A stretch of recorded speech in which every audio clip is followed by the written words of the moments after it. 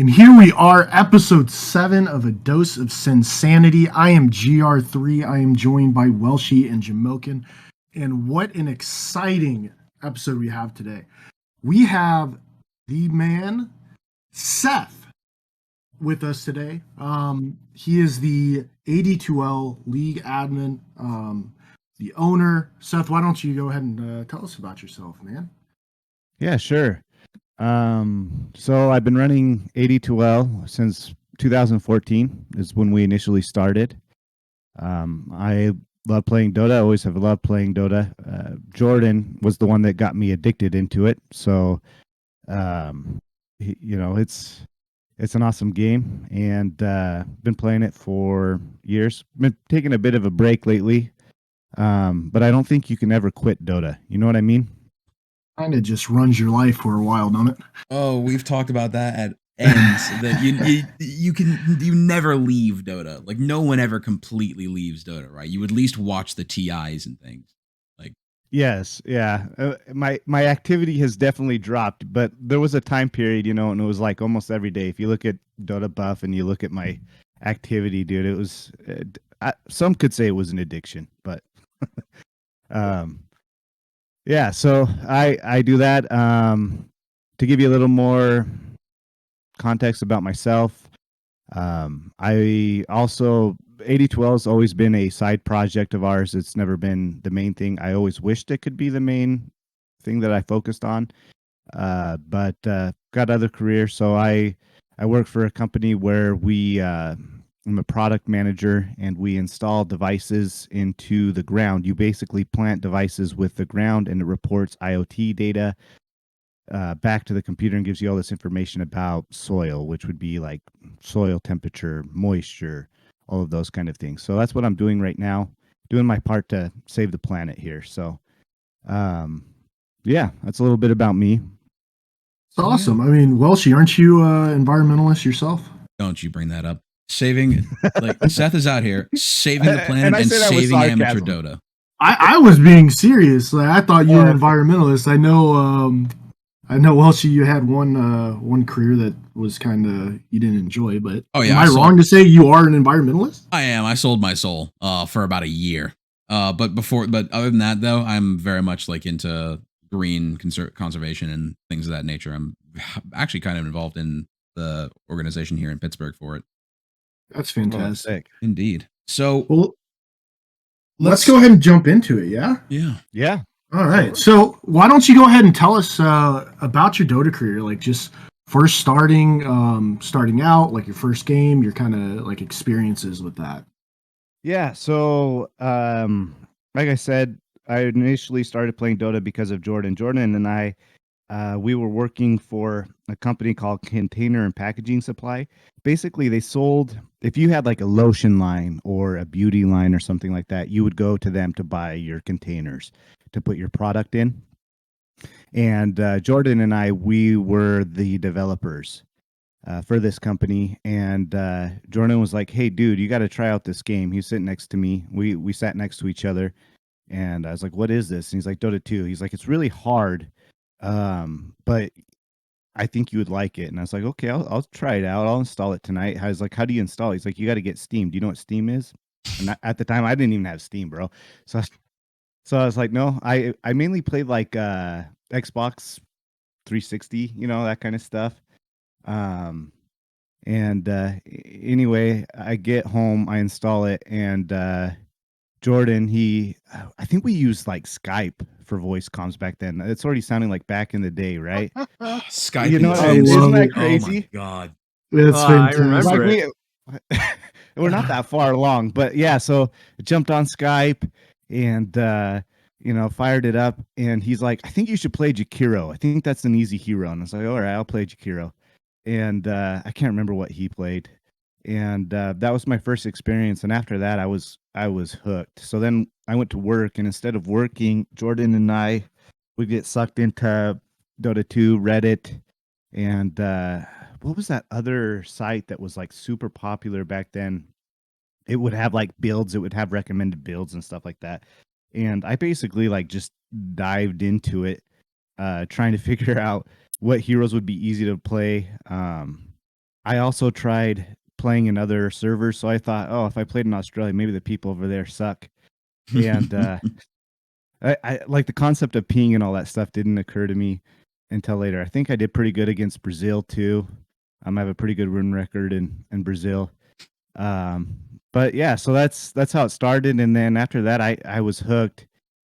And to give you some ideas for how 8012 started, it basically Jordan and I started looking for leagues to play in, and there wasn't a lot of different options at the time. There we would watch professional Dota on Twitch during work, right? We'd have it on a separate monitor, and we'd be watching the tournaments and stuff. And I was starting to get an idea of it. And I think Toby was the big caster back then. And yeah, so watching Dota, and we wanted to do an amateur league, and we were coders, and so Jordan was like, "I'm going to build a website and try to get a league going." And he was thinking like city league, like in your cities if you want to sign up for a basketball league or softball or whatever. So that's kind of what he had in mind. Like, I just want to get a bunch of people together and see how it goes. And so he started coding, and I helped him a little bit on it.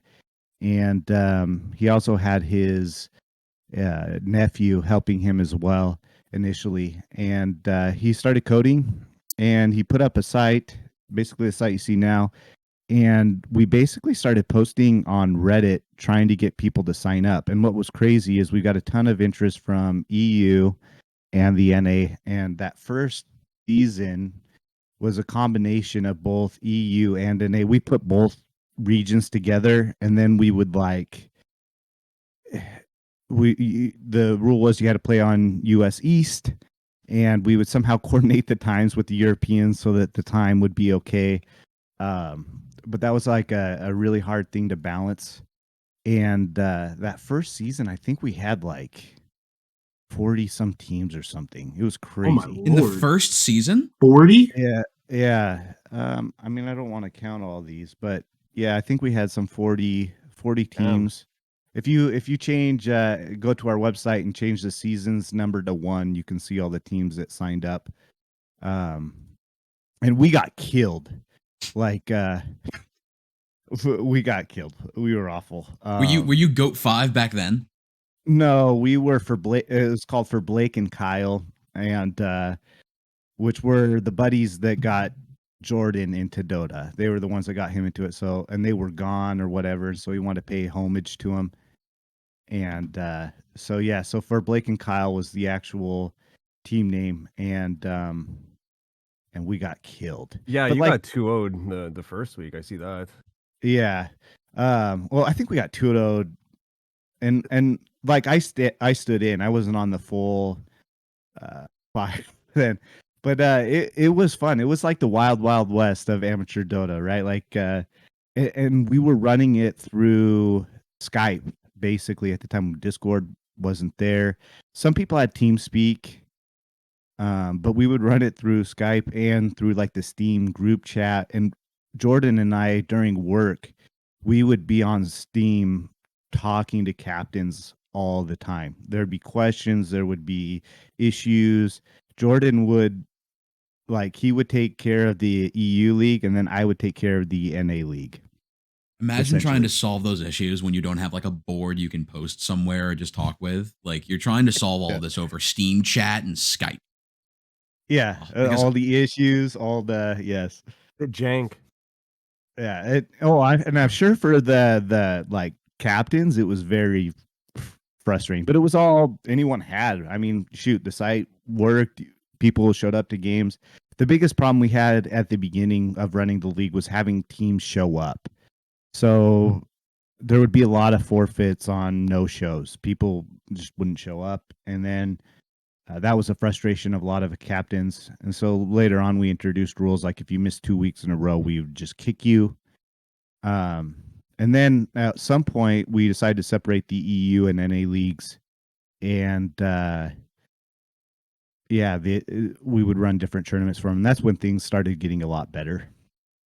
So we didn't have to try, because like Jordan would literally, I think he would at 3 p.m. I don't know what time that is in the EU, but he would be chatting away with them for hours. That's about like 8, 9 o'clock in the EU time, somewhere in that ballpark. Yep, that's right then, because that's when they would start to play. Mhm.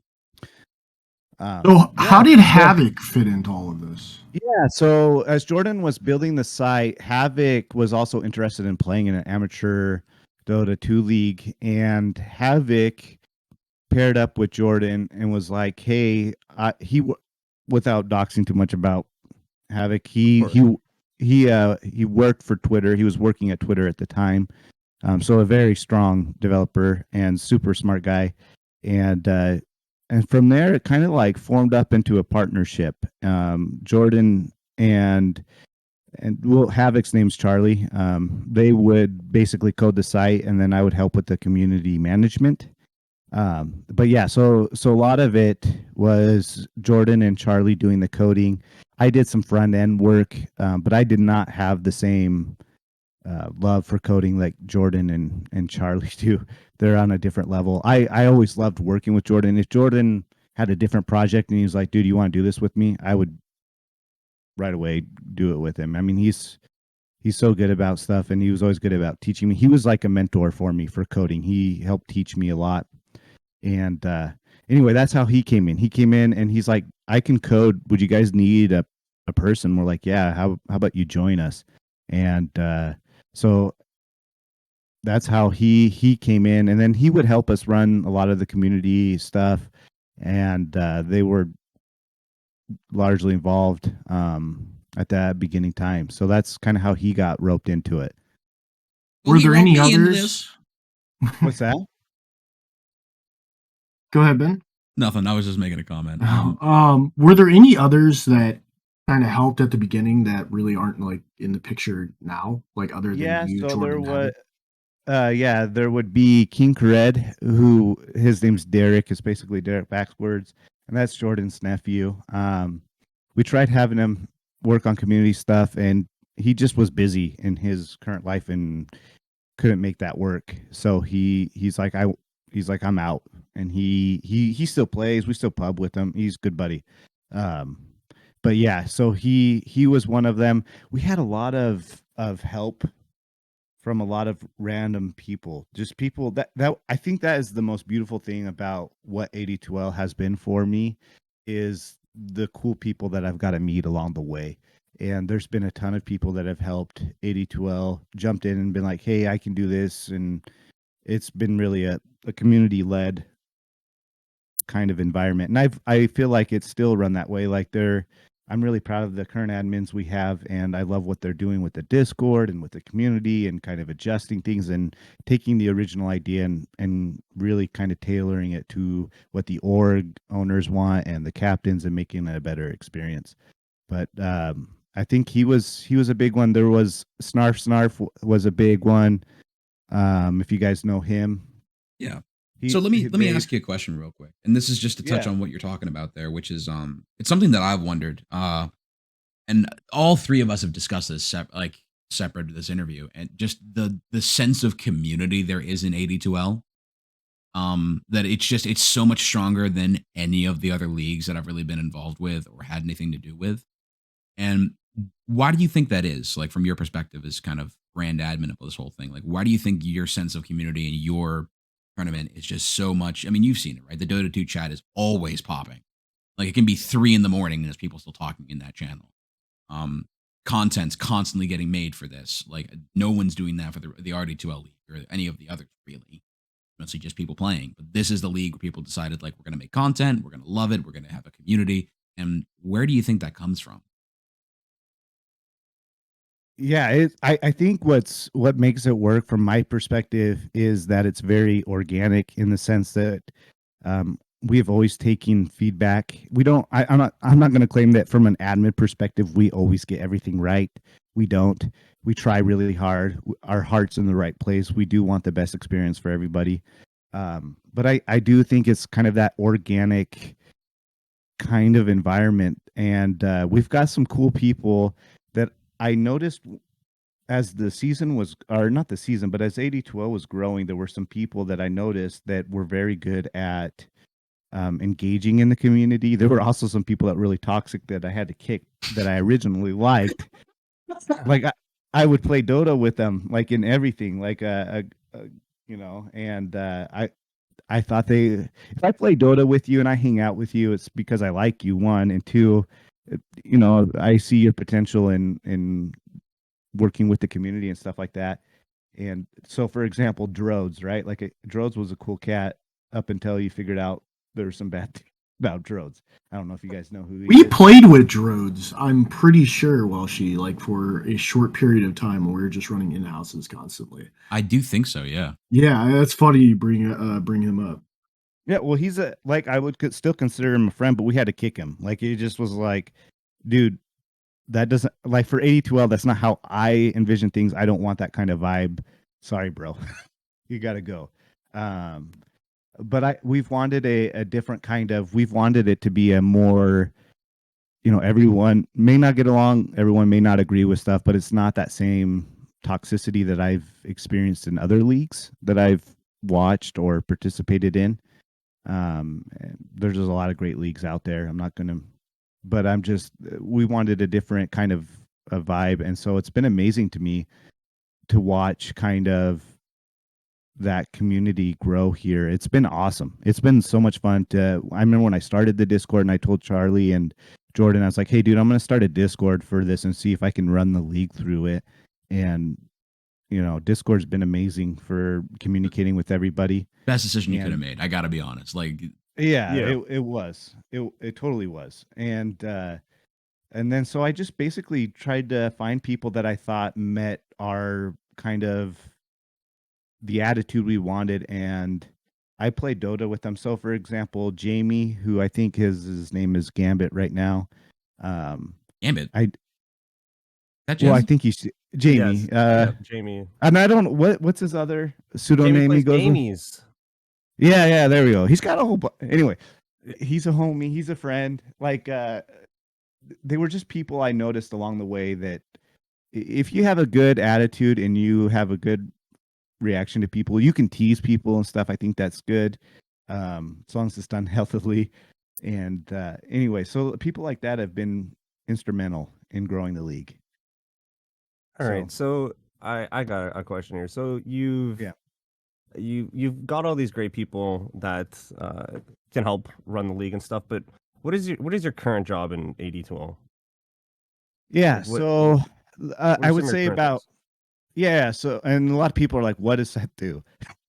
And I get that. Right now, hey, I've got the best admin team in place. It started with Mad Max, and I appreciate everything he did. He's still a big person in the community. Super grateful. And we've got Dobbs and Gambit and our new guy here. Yeah, What the is new his guy. name? Subwoofer. Yeah, new guy. Subwoofer. Subwoofer's he's the man. So and we had Geo. Geo was awesome. Basically, at this point, there was a point where Jordan and Charlie, in their own personal careers, were too busy to handle 82L, and they wanted to kind of stop it rolling. And as a lot of you see, there's a lot of leagues that started with us at the beginning, and there are very few that are still around now. And I said, no, I'm going to start this Discord, and I basically became the community manager. I was like, I'll be the community dude, and I'll get this running. And you guys just, if we need like minor site fixes or stuff, can you help me with that? And they're like, yeah. And so that's how so that's kind of my role. My role here is the community. And then gradually I was like, I can't run this myself. I think there was a time period where I had some admins helping me, but I was trying to run it and people were pissed off all the time at me, which is fine. Yeah. I'm okay. I think that's my role. Literally my role in this league is to be the ultimate person that people can be upset at and not the admins. You know what I mean? Like I've always kind of had that attitude. And to my detriment, maybe, because there's been some announcements where I probably was a little too snarky or sarcastic about issues that people were really upset about. But it happens. But yeah, so that's kind of been my role. My role now is I help jump in when Gambit or Dobbs. I mean, they make a decision. They basically got the reins. I'm not telling them what to do. They're all of this is, like I said, very organic. I had Licky come to me and was like, "Hey, dude, I want to update some stuff. I think I can make the Discord a little more organized and a little easier." And I was like, "Yeah, you do that." Like, so he's, it's kind of been organic. People bring ideas to me, and I pretty much let everybody run with their ideas and go for it and try to make this league a better place. I think that's what's awesome about the content. Like, it blows me away, all the cool content that gets made for the league. It's awesome. That kind of brings back into that community aspect when you have the ability to sit back and let the community basically run the whole thing, and it runs so smooth. We came from a league, myself and Welshie, where we were just unhappy with the format, the way it was run, the kind of communication, and the whole nine. And this was the next league that we found to enter, and immediately fell in love with it.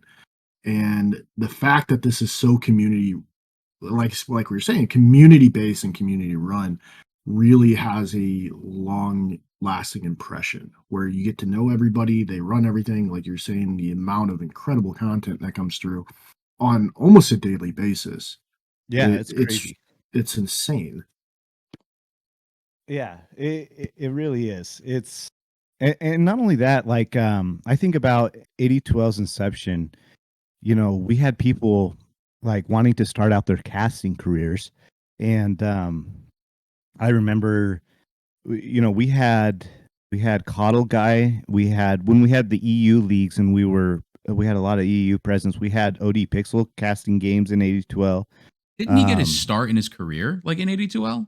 I mean, he was casting other leagues at the same time, but 82L was definitely a pretty big one that he did. And I remember Coddle Guy, man, he watching his cast when he wasn't a no name really, and he had like a soundboard and he was doing these funny things during the cast. It was awesome. He probably had a ton of viewers, and it was amazing watching them kind of start that initial career and then take off.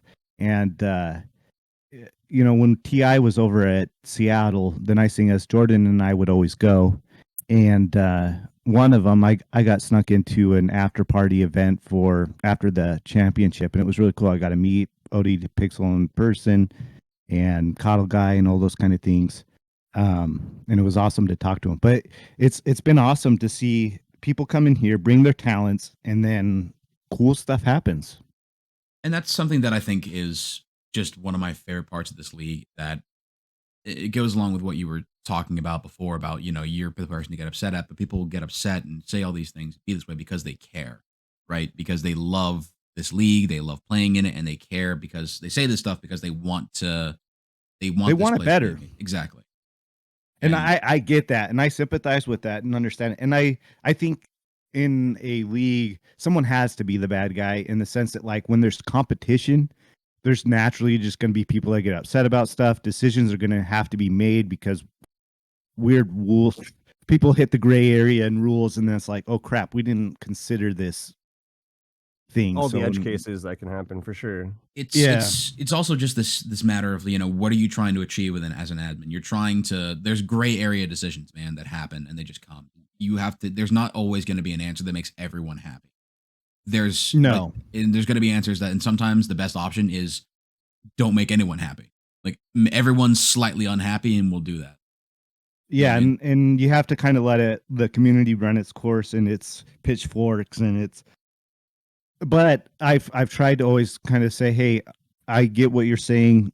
Let's go to the drawing board. Tell us how we could run this better. And the feedback. I remember when I introduced the feedback channel. It's the meme channel, pretty much right now in 82L. But I remember when I introduced it, and instantly people were posting great ideas. Some of them were stupid, but a lot of them were good. And I think that's the other thing that I've done very well is listen to people's feedback and been like, okay, how can I implement this? Or I see what they're saying. How can we kind of fulfill this desire that's out there? But I think as I've watched like other leagues, amateur Dota 2 leagues that try to start or that started but aren't with us anymore, I noticed that the people running them would get very frustrated because dealing with people can be frustrating. and people can attack you. And anyway, it's just not for everybody. It can be Oh. very stressful sometimes. Yeah. I just want to jump in to tie it back to like the current states of 8012. So like it seems that uh it's gotten to a point where there's just a lot more autonomy in it, and it's just kind of like self-governing itself. And so um are Jordan and Havoc just kind of like the DEFCON 1, like the last resort if anything really needs fixing or goes wrong? Like you call it. So I'm the point for all of that stuff. Jordan and Charlie at this point, they're basically helping me with the site.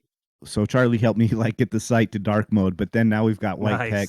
Yeah. You know, listen to feedback Asked for here. that for a while. Oh yeah. I know, but then there's funny CSS stuff that I need to fix, or Mhm. he does, and it's just like I don't want to like it's not his. He's got a full on thing, a full time job. Yeah. You know what I mean? So it's like what I'm trying to do is put together enough money aside that we've got from stuff and have the site worked on, because I think that's something that needs to be improved. If there was a way to have a bot and run the whole league through Discord, I think I would.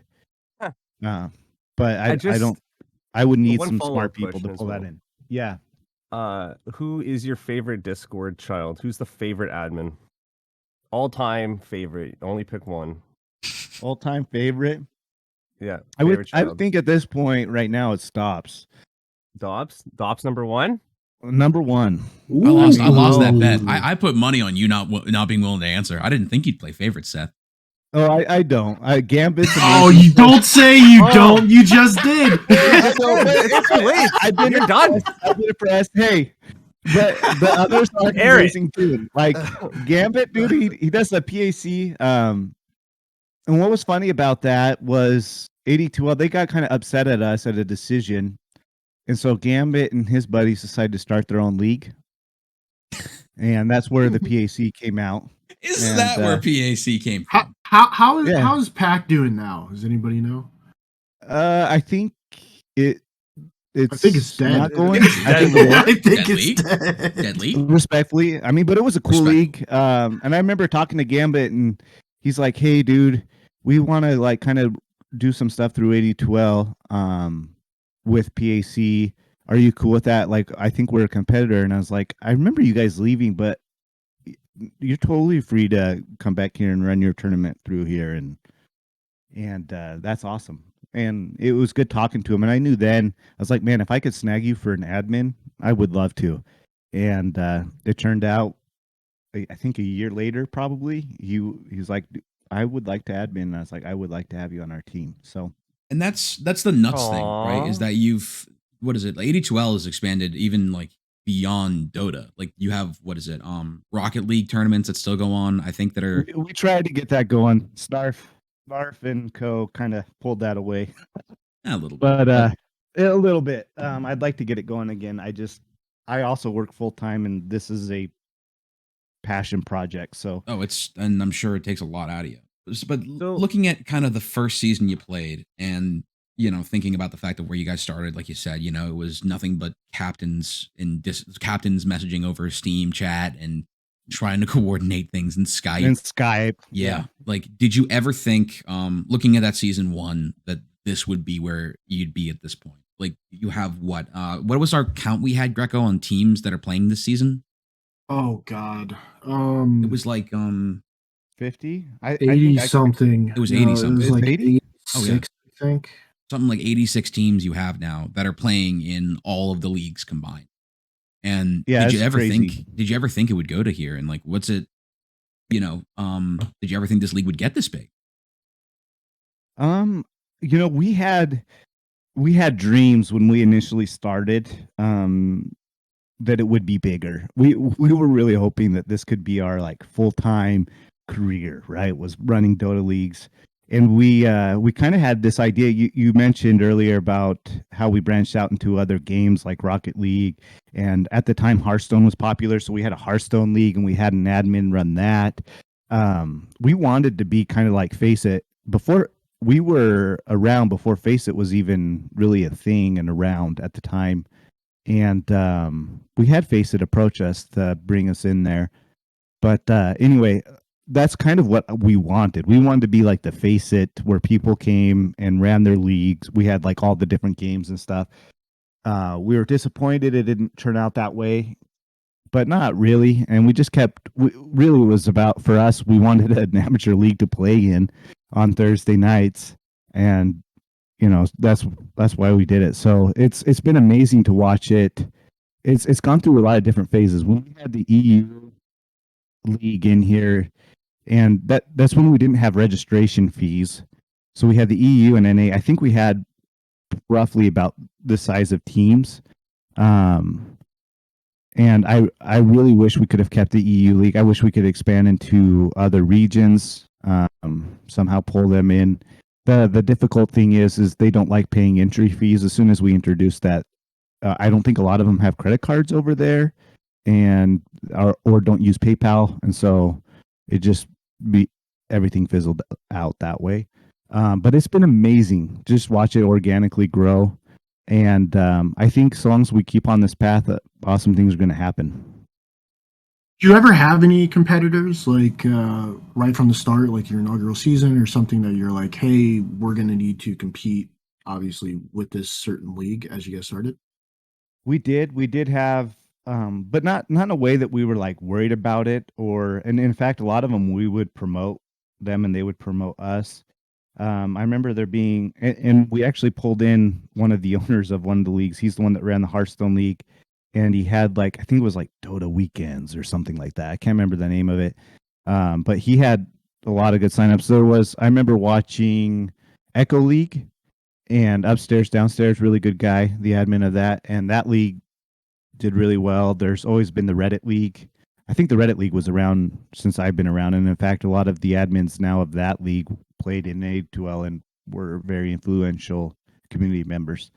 I don't know if we weren't really worried about competition. Like really, we were like, hey, we want to just play Dota with friends, and we want to have tournaments Thursday nights.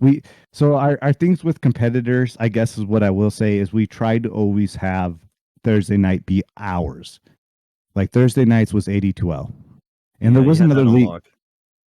Yeah. So, and we wanted that the expectation was captains didn't need to worry about it. They knew Thursday nights, they show up at 9 p.m. Game's going to happen. And I don't think any other leagues, other leagues would do other nights. Like we were all respectful about that, like in supporting each other. And there was another league though that had Thursday night games. I remember at one point, and that was a conflict for a lot of teams because they had to reschedule all the time, and it caused forfeits. It was not fun. So has the league ever been approached by sponsors? And what are your opinions on having sponsors? Love sponsors. We used to have, it was like this PC building company with us. So they built custom PCs, and we basically provided assets to all the casters where they would put that at their intro screens. But holy shit, did they get roasted by the community, especially the Europeans. They would go to the website and look at the prices of all the custom equipment and stuff, and I guess they didn't like the pricing. They're like, this is way overpriced. And so like, dude, like we had the A2L Twitch channel going, and we had the owner of that company in the Twitch, promoting his stuff, and I think he was doing giveaways even too. And the Twitch chat was just vicious, man. It was A2L. When is it not? When is it never like? Or when is it not vicious in any kind of Twitch chat? You know what I mean? Yeah, you get a bunch of angsty people together. It's so it's Dota. It's Dota, and he basically had been advertising also in League and had a lot of success with League and stuff like that, and so so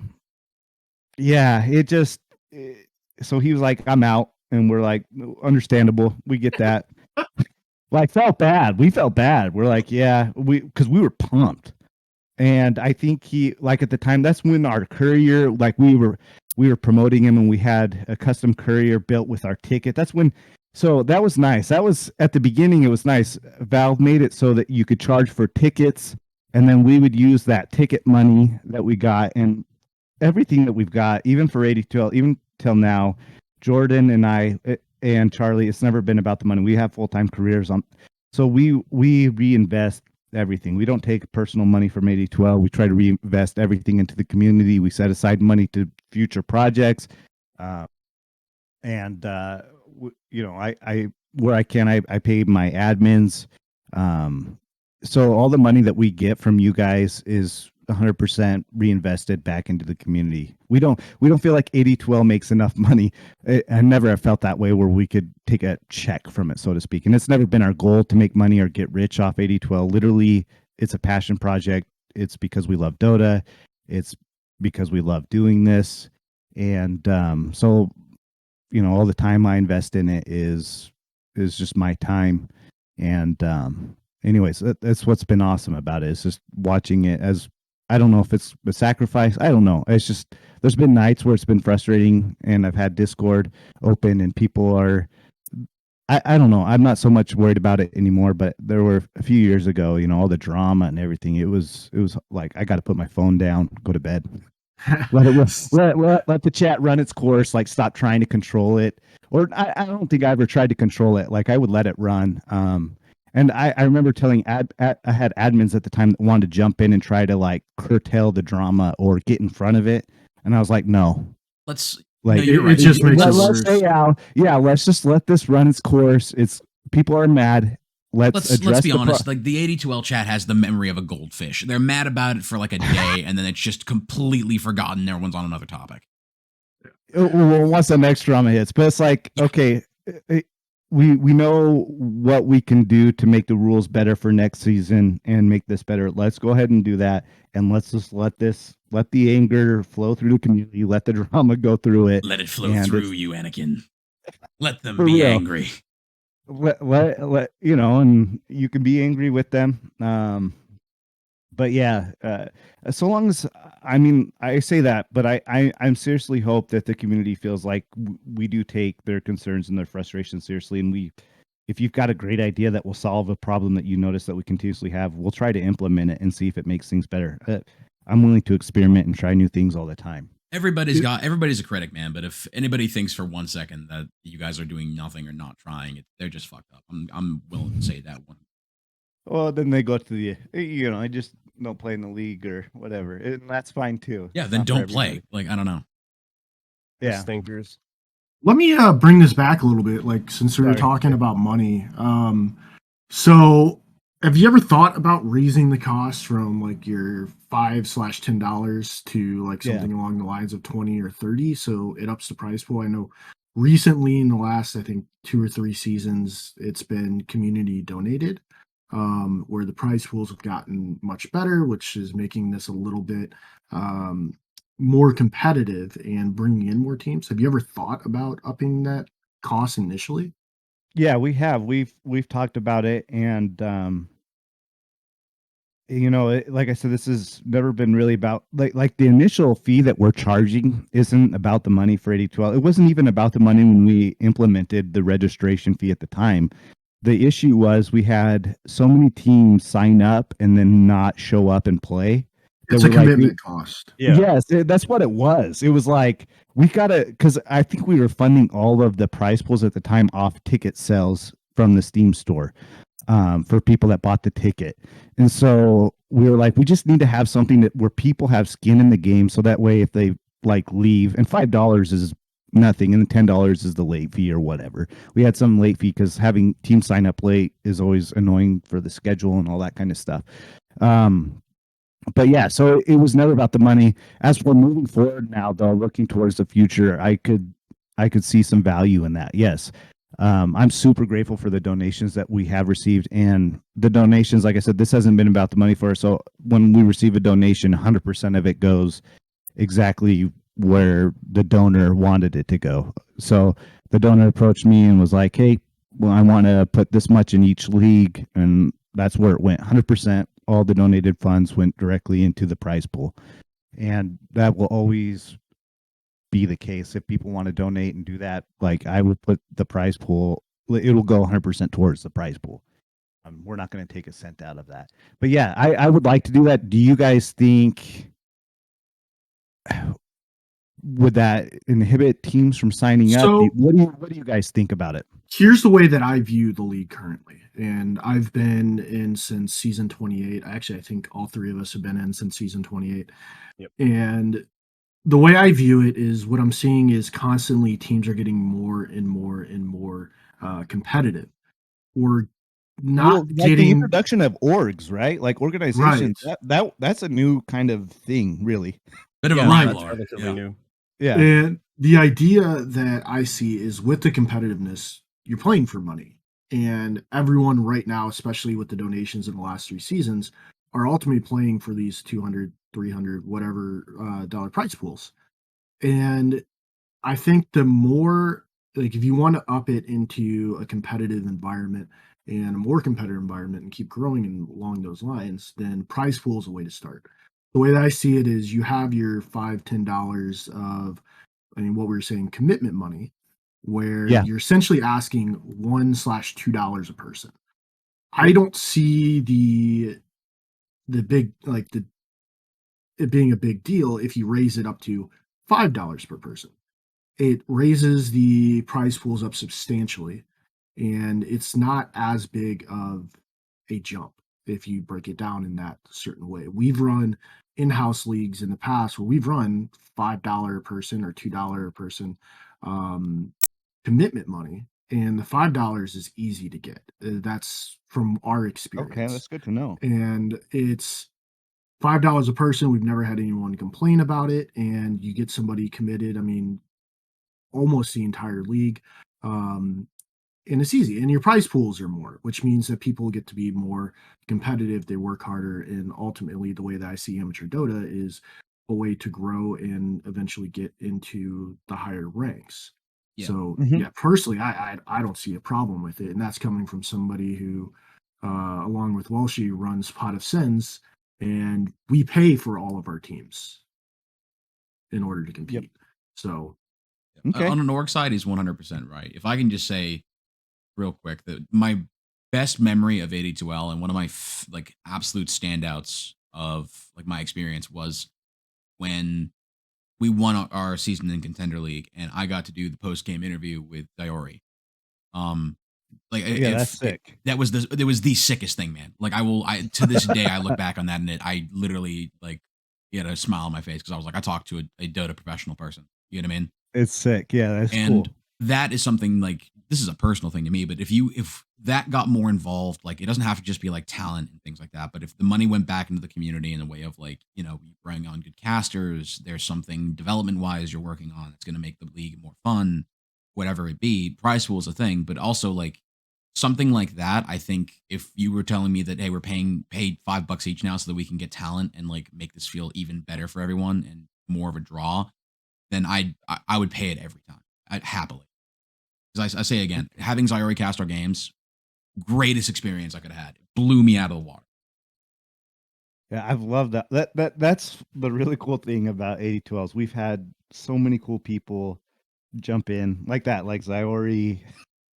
People snag people in. Yeah, I think that's when I think about city leagues, if you sign up to play basketball, say here in your city, typically an entry fee for a team is like $500. Um, and that's how they run it. That's how they pay for the refs and everything. I I, I think that's definitely a good idea. Like I said, I'm not in this to make money. I want this league to grow. And so if that's a way that we can invest in the price pools, invest in our content and casters and our admins, that's ultimately where I would see the extra money going. We would basically increase our price pools. We would make sure that our admins are well taken care of, so that they're motivated to help the community and take care of them. And also, at some point, I would like to have I don't know. I don't know what you guys think about this idea of having like official casters casting. Like at least I would like one series every Thursday night featured on the 8012 channel. I Yeah, actually I've did always want to really ask you that. enjoyed that. I wanted to ask you like that idea. yeah, why, like I've always wondered why the official like 8012 Twitch isn't at least casting a game a week. Like I feel like a more centralized place for us to all watch Dota together would be great, and having a spotlight match like you're talking about, right? Yeah, because like there's so many good games, and so it's like, which is what's the game to watch this week? And that's what I usually ask, and then I tune into that one game because that's all I have time for. But yeah, those are things that I've always liked to do, and I think you're right. I think if we communicate clearly to the community on where those funds would go and how it would benefit everyone, I think it's a really good idea. And I think where Yeah. we have the amount of teams now, I think that's something we could probably implement for next season and see how it goes. I would be willing to try it, and like I said, we'd reinvest all the money all the money would go towards price pool, percentage probably to the admins, and see what we could do for casters and doing that and that kind of stuff. That'd be sick. Oh yeah, Yeah, and constant excitement coming into 82L. We talked a bit about Welshie's favorite memory of being Zyori, but I think we all want to know, what are your favorite memories of 82L or biggest headaches that you had to go through? So my favorite memories of 82, I think, would be hanging out with the community. And I really miss that Valve is not doing the TI in Seattle anymore. Because Jordan and I, we would host events where we basically would say, "Hey, we're all going to be here at this arcade place in Seattle," and we had like 40 people show up, and it was awesome. It was awesome to meet people in person, and I think there's a picture of us where we've all, we're all together. Those kind of things I think is what's been amazing for me is the people I've got to meet along the way. I know it sounds probably corny or whatever, but when I got snuck into the TI after party and you get to see a lot of the people. I mean, I didn't realize how tall like Day 9 is or OD Pixel. Like, dude, you look at that guy and he's like 6'3" or something, 6'4". I was like, He's a giant. but you don't notice that when you're watching them. It was kind of an awkward to be there too, because like, I don't know, like what it feels weird to fanboy over people, right? You know what I mean? oh But brother, it you better was- believe 5 or me 8 OD Pixel, I'm doing the same thing. But like I was like, I will hey, make him rap to me. I swear to you. I'll do the rap, do the thing. but yeah, it was cool, and he is like, oh yeah, hey Seth, he had been in A2L. He's like, it's awesome, and it was that stuff's what's amazing. It's amazing to meet with people like that in the Dota community and have them be a part of that, and to have that kind of connection with them. So that to me are my favorite memories of 82L is basically getting to work with all of you guys. I mean, doing this podcast is a lot of fun. It's just awesome. It's just awesome. There's a lot of cool people, and that's what I enjoy about it. I enjoy hanging out with you guys. I enjoy hanging out with the 82L community. I enjoy watching cool stuff that comes out of it too, just organically. People are awesome. So and it's fun. It's it's fun to see where we're at, and I think we have a lot of potential to do some cool stuff still going forward. And if there's other games that people are interested in, I just need people that want to give a chance and run a league and run a deal, and I'll help them do that. And if you've got like a tournament, like I think you guys have something going on here pretty soon, right? Yeah, I don't know if you want to talk cooking. about that now, but Not quite yet. But I have okay, something we'll cooking. keep I have that on something cooking. wraps. Keep it on wraps. We're not the ones being interviewed here. I do want to know, what's the biggest headaches that you've had?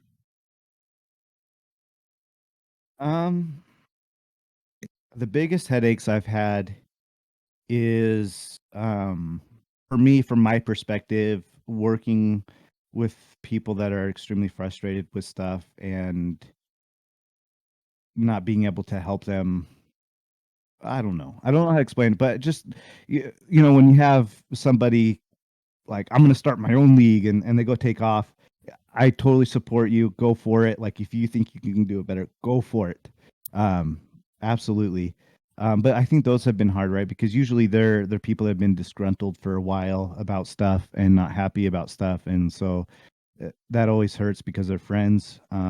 But at the same time, I'm cheering for them, want them to be successful. But those have been the hardest things. Or like drama spurs up. Again, I'm not so much involved in it anymore, but in the time I was like, oh, I'd be like, oh, this guy played with this account. Why would he play with that account? Like, why would he do that? Why would he create the drama in the tournament game? I swear, anything where like Rhino's in a deal, we got Rhino. There's gonna be, and it's not him and his team. I'm just saying, there's always seems to be like this. Like, we got to the championship game. All of a sudden there's a problem with this person's account, and it's like, oh shoot, yeah, this is an alternate. That stuff is frustrating because it's like, we vetted everything out. How did we get to this point? And when the championship game, and now they're expecting, teams are like, make a ruling on this, and it's like, holy, we've been. Why wasn't this brought up sooner? And it's nobody's fault. And those type of things though are really hard to deal with because it's like, what? I try to put myself in the shoes of the people that are doing the stuff, and it's like, why would you do that? Why would you do that? Anyway, those are the headaches. Those are the pain points. Something really quick I'll just want to add to that is that, like, I love that one of the things that a lot of people know about the league, and especially when it comes to you, is like the admin team is, like I said, right, in these gray areas are doing their very best to make the best decision that they can. But there's like one rule that everybody just knows. It's don't lie to Seth. Like, that's like the number one rule that I've found is just like, if you lie to Seth, you're going to get the hammer like real quick. Yeah. And that's true. That's true. It is true. If you're just straight up with me, and even if it's something you like, I don't want to hear, I'm going to still read it. I'm not going to be upset. I think it's expected that I have to be the mature one in any kind of deal. Anyway, be straight with me and things are going to be good. If you don't, I don't have a lot of patience for it. And I don't think the community does either. And so you may have to go. Fair enough. I don't know. But yeah, if you're straight with me and this is a situation, you explain it and I understand where you're coming from, things go a lot better. Even if I may not agree with it, I can figure out a solution with them, Yeah. So I think this is a really good time to kind of ask, which I think is one of the biggest questions that people have, is just, where do you see taking the future of AD2L? Like, what does it look like to you? I know MD2L is making a LAN actually work, which I never thought would happen. Isn't that the dream? Yeah, isn't that the dream? We've always talked about that. Like, we had a LAN down in Utah that was a lot of fun. That we participated in. It was a different league. I don't even think they had an online presence. They just ran LANs. And Jordan and I have always wanted to run a LAN. Like that has always been the thing I'd like to do. It's always trying to figure out how do we get the money to do it. You know what I mean? And not only that, the community is spread all across the country. So to figure out how to get everyone logistically into a place. Ideas we had, when we had TI going on and a lot of people flying in, we thought it would be cool to like have a LAN during one of those nights. But yeah, that is something I would, if it's possible, if someone can help me figure out how to make that happen and make it work, that would be amazing. But for right now, my goal is just to continue to grow it. I would like to expand AD12 into other leagues. I don't know if we can ever get the Europeans back, but I think it adds a lot of fun to have different regions.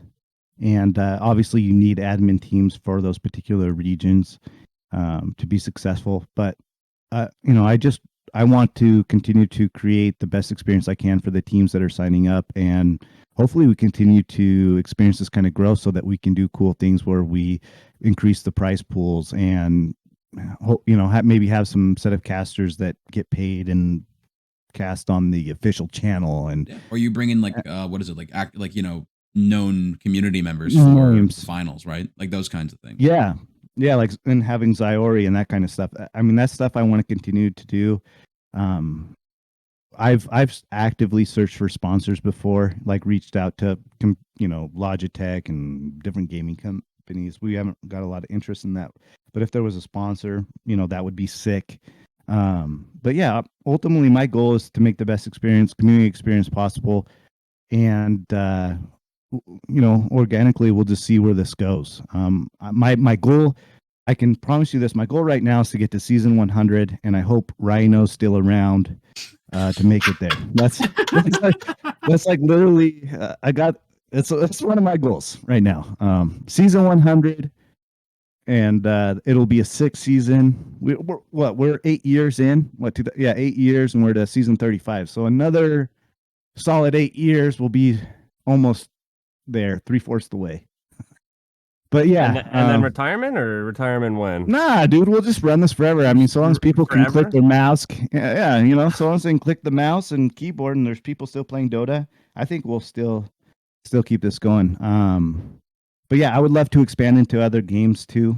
I think a lot of people, their main game is Dota 2, but there's a lot of other games that a lot of people play, and I have some ideas for sure. Yeah, and if you got them, run them by me, and let's see if we can't figure something out. We've got our site, although it has its issues, it was built with the idea to play a lot of different games. So we've got, anyways, that's something I would like to do.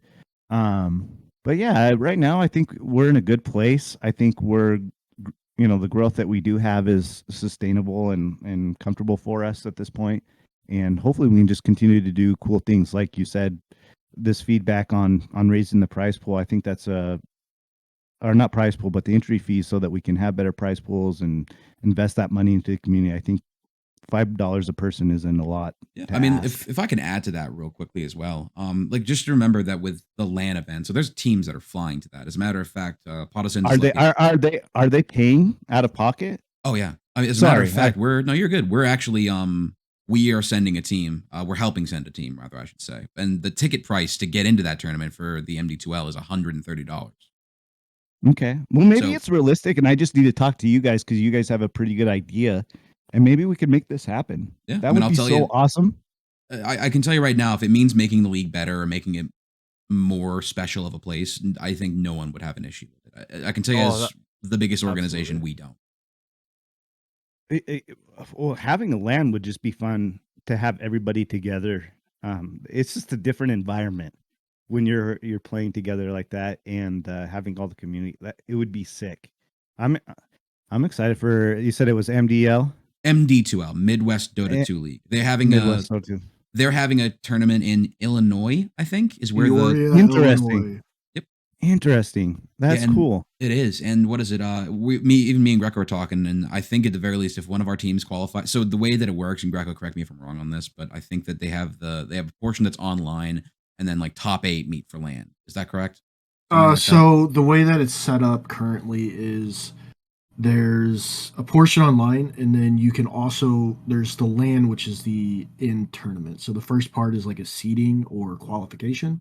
And then the second part is the LAN, where it's like essentially the TI in a sense, where you play there.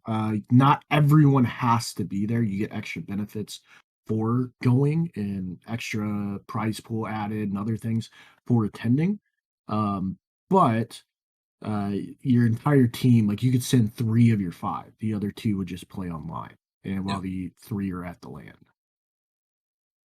But we can get into that later. I mean, yeah. Hey, you guys should talk to me about this though. This is, if it's something we could pull off in the next year, that would be sick. I would love to help do that. A lot of groundwork, but I think we can have a discussion about it for sure. Yeah, absolutely. Yeah, that'd be cool. Yeah, I think that's gonna do it for us. We want to we really appreciate your time, Seth, and it's really cool to kind of get the man behind the scenes. And as Welshie was describing before, you're kind of like an enigma to most of the community and a lot of the newer community members.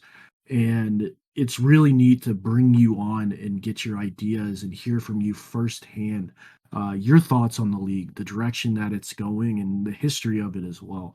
So we really thank you for popping on and joining us today.